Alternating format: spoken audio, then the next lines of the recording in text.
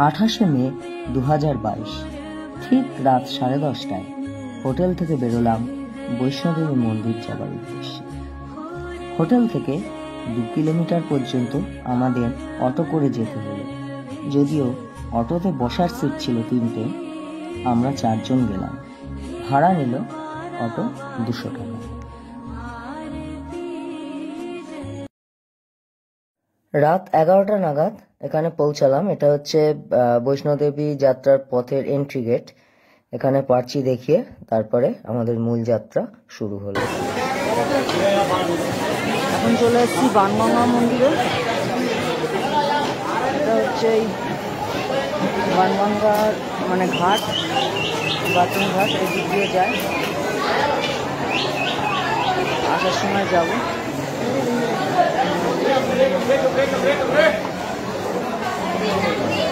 আবার এগিয়ে যাচ্ছে।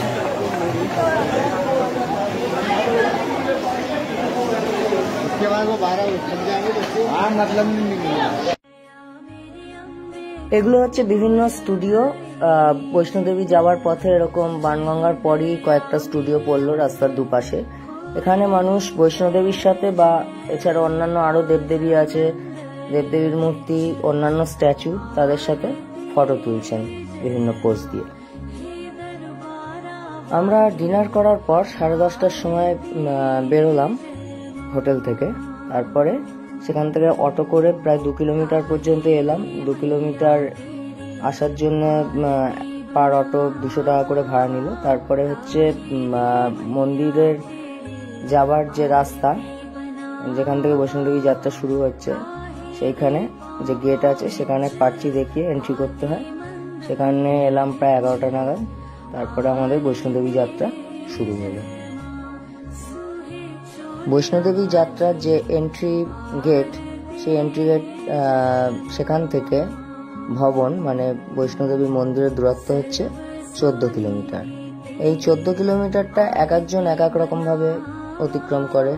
কেউ পুরোটাই পায়ে হেঁটে, কেউ ঘোড়া বা খচ্চর বা পালকি বা হেলিকপ্টার, বাচ্চাদের জন্য প্যারাম্বুলেটর, অনেক কিছু অপশন আছে। আর্তকুমারী থেকে ব্যাটারি চালিত গাড়িও যায়, সেটা যদিও সিনিয়র সিটিজেনদের জন্য, আর রাত্রিবেলা সেটা পাওয়া যায় না। আর্তকুমারী থেকে ভবন অবধি যায়, ওটা অনলি সিনিয়র সিটিজেন। তবে এত কিছুর মধ্যে ট্রেক করে যেতে পারলে তো খুবই ভালো, না হলে আমার মতে হেলিকপ্টারে যাওয়াই ভালো। হেলিকপ্টার যায় সাঞ্চি ছাট বলে যে জায়গাটা আছে, সেইখানে অবধি হেলিকপ্টার যায়। সেখান থেকে প্রায় 3 কিলোমিটার ভবন, সেই অবধি হেঁটে বা ঘোড়ায় বা পালকিতে যেরকম ভাবে খুশি যেতে পারেন। হেলিকপ্টারের রেট হচ্ছে 1005। এটা কাটরা থেকে সাঞ্জি ছাট বলে জায়গাটা, সেইখান অবধি যায়। সাঞ্জি ছাট থেকে ভবন অবধি মানে বৈষ্ণোদেবী মন্দির অবধি আপনাদের হেঁটে বা খচ্চর বা পালকিতে যেতে হবে। এটা হলো চরণপাদুকা মন্দির।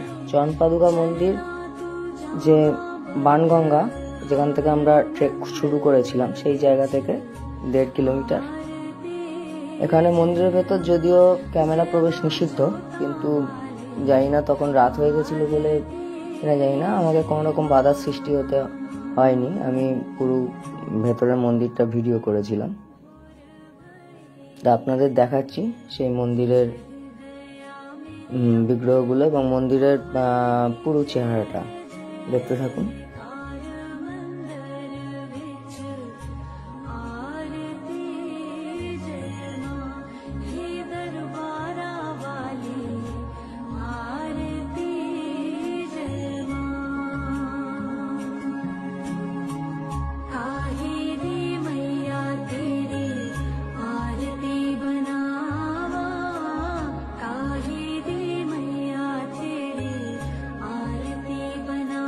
এই জায়গাটা হচ্ছে আর্তকুমারী।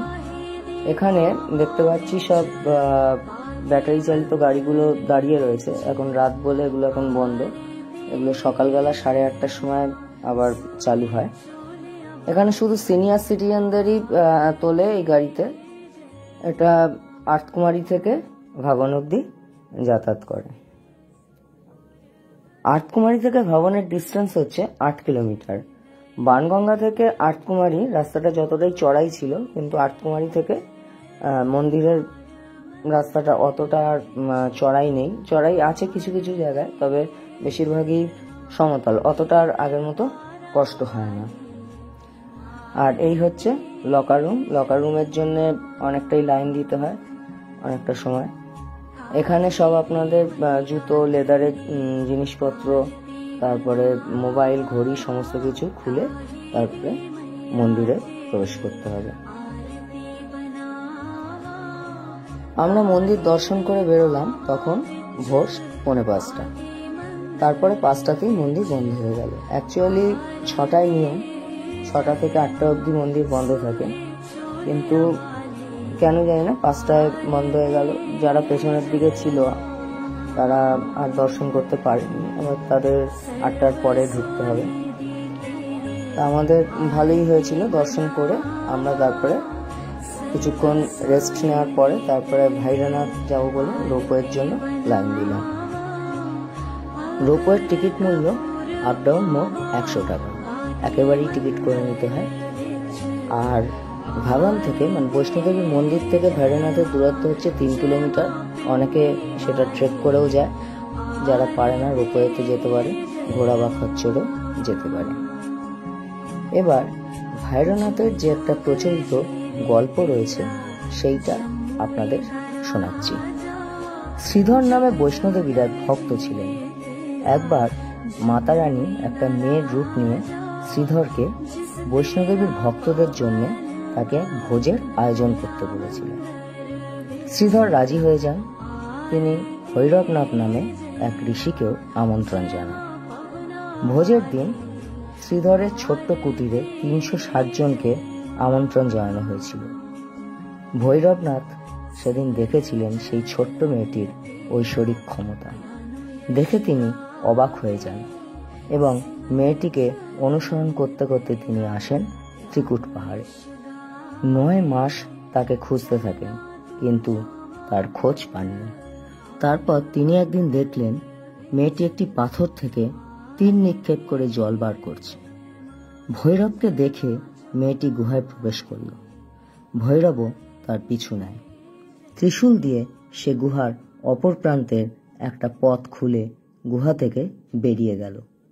ভৈরব তাকে অবিচলভাবে অনুসরণ করতে থাকে। অবশেষে দেবী আসল রূপ ধারণ করেন এবং ভৈরবের মাথা কেটে দেন।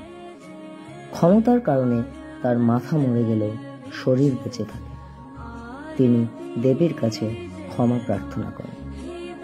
দেবী তাকে ক্ষমা করেন এবং তাকে একটি বড় দান করেন।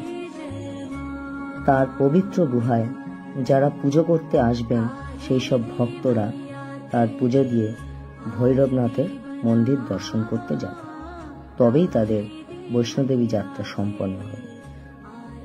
যেখানে ভৈরবের মাথা পড়েছিল সেইখানেই তার মন্দির স্থাপন করা হয়।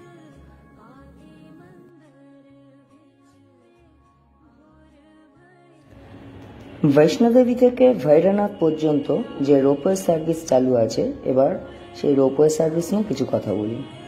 এখানে বসার কোনো সিট নেই। আমরা যেমন দার্জিলিং বা হরিদ্বারের রোপওয়ে সার্ভিসে দেখেছি মুখোমুখি 2 জন বা 3 জন করে টোটাল 4 জন বা 6 জন একটা কেবিল কারে বসতে পারে, কিন্তু এখানে একসাথে কেবিল কারে প্রায় 40 জন একসাথে ওঠে এবং সবাইকে দাঁড়িয়ে যেতে হয়। এরকম দেখেছিলাম আসামের গুয়াহাটিতে ব্রহ্মপুত্র নদের ওপর ইন্ডিয়ান লার্জেস্ট রিভার রোপওয়েতে। আপনারা 100 টাকা দিয়ে যে রোপওয়ের টিকিটটা কাটবেন সেই টিকিটটা অবশ্যই যত্ন করে রাখবেন, কারণ ভাইরানাথ দর্শন করে আবার সেই টিকিট দেখিয়েই আপনাদের রোপওয়েতে ফিরতে হবে। তাই টিকিটটা কোনোভাবেই নষ্ট করবেন না। টিকিট নষ্ট হয়ে গেলে আবার আপনাকে নতুন করে টিকিট কাটতে হবে।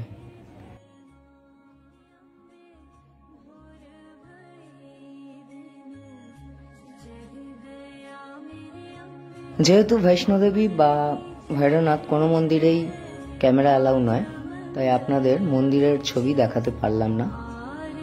আমরা রোপওয়েতে ফিরে যাচ্ছি, রোপওয়ে করে আবার নিচে নামছি বৈষ্ণোদেবী মন্দিরের কাছে। সেখান থেকে আবার আমি হেঁটে নিচে নামবো। আমি হেঁটেই এসেছিলাম, 14 কিলোমিটার উঠেছিলাম বৈষ্ণোদেবী, আবার হেঁটে নিচে নামা শুরু হবে।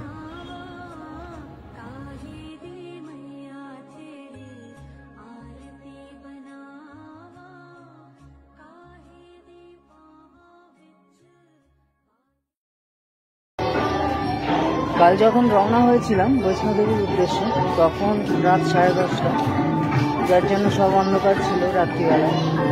আজকে ফিরছি, এখন প্রায় 10টা বাজে, সকাল 10টা। বৈষ্ণোদেবী হয়ে রোপওয়ে করে ভৈরবনাথ দর্শন করে ফিরছি।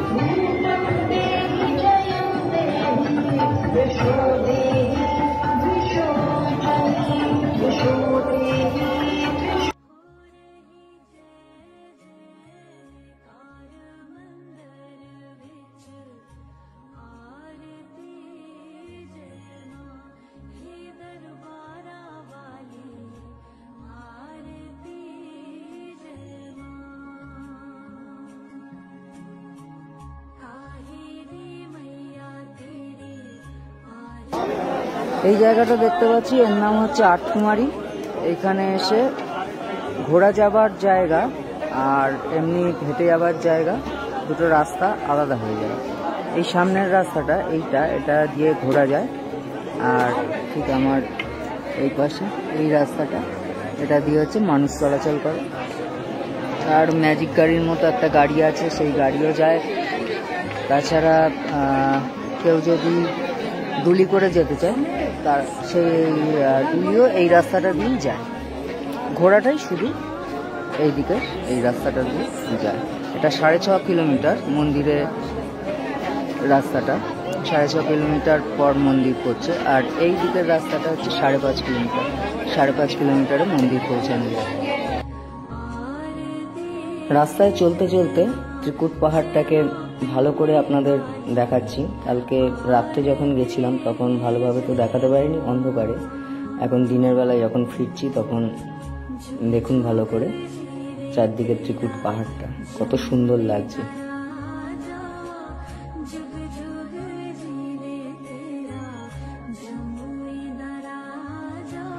গতকাল রাত্রে যখন গেছিলাম তখন অন্ধকার ছিল, এত মন্দির দেখতেও পাইনি। চরণ পাদুকা থেকে বাণগঙ্গা অবধি প্রচুর এরকম ছোট বড় মন্দির দেখা যায়।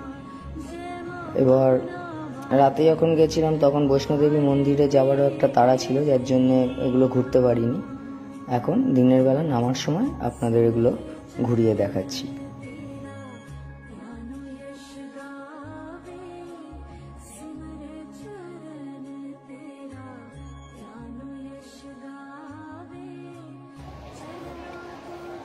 আর এই জায়গাটা হচ্ছে বাণগঙ্গা। কাল রাতে যখন যাচ্ছিলাম বাতিংঘাট বলে লেখা ছিল, আপনাদের বলেছিলাম যে দিনের বেলা যখন নামবো নিচে তখন দেখাবো।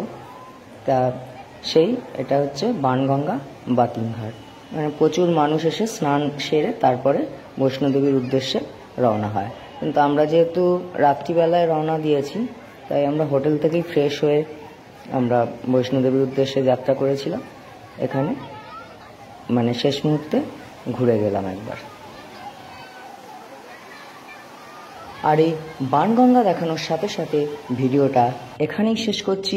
যদি ভিডিওটা ভালো লেগে থাকে তাহলে অবশ্যই লাইক করুন এবং শেয়ার করুন। আর যদি চ্যানেলটা এখনও সাবস্ক্রাইব না করে থাকেন তবে চ্যানেলটা অবশ্যই সাবস্ক্রাইব করুন আর দেখতে থাকুন আমার কাশ্মীর পর্বের সমস্ত ভিডিওগুলো।